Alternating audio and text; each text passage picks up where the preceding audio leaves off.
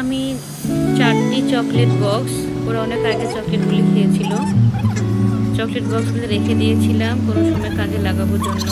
আমি আসলে কোনো কিছুর ভালো বক্স পেলে সেটা চিনি না, এটা আমার অভ্যাস।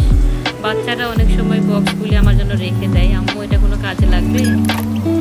তো আজকে আমি একটু সময় পেলাম, সেই বক্সগুলিতে ওদের জন্য একটা সারপ্রাইজ গিফট বানাবো। তার জন্য আমি 4টি বক্সের মোড়কগুলিকে আগে ওদের নাম লিখে দিলাম। রাফসান, রিহান, আলভি, দায়ান, আমার 2 ছেলের নাম। তো এখন আমি প্রতিটিতে চকলেট সাজাবো। আমি 12টি চকলেট নিয়েছি। প্রথমে নিলাম এই যে ডেইরি মিল্ক, এটাতে আমি ফেভিকল আঠা লাগিয়ে নিচ্ছি। অল্প পরিমাণ লাগালেও হয়। ফেভিকল আঠা লাগানোর পরে সেটা জাস্ট আলতো করে চাপ দিয়ে বসিয়ে দিব।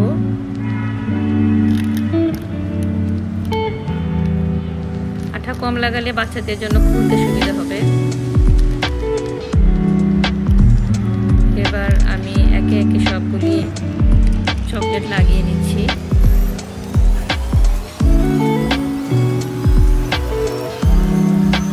অফিস থেকে ফেরার পর বাচ্চারা খুব সারপ্রাইজের জন্য অপেক্ষা করে, কি সারপ্রাইজ নিয়ে এসেছি আজকে। প্রতিদিন ওদের মন মতো সারপ্রাইজ দিতে পারি না, আজকে আমার নিজেরই ভালো লাগছে।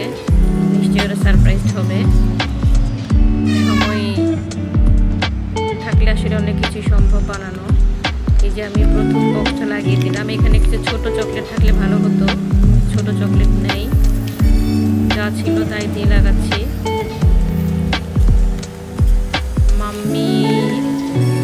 মাম্মিতে মনে হয় ইউ, আনকনসিয়াসলি আমি এ দিয়ে ফেলেছি। যাই হোক, এই হলো বক্স।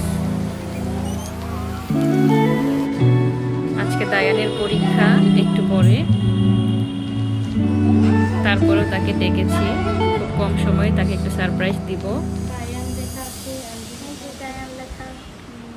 তার নাম দেখে সে খুবই আনন্দিত, কিন্তু রাফসান এই গিফটটা প্রত্যাখ্যান করেছে, কারণ তার একটা পোষা বিড়াল আছে, সেই বিড়ালের নাম কেন আমি লিখিনি, এই জন্য সে রাগ করেছে।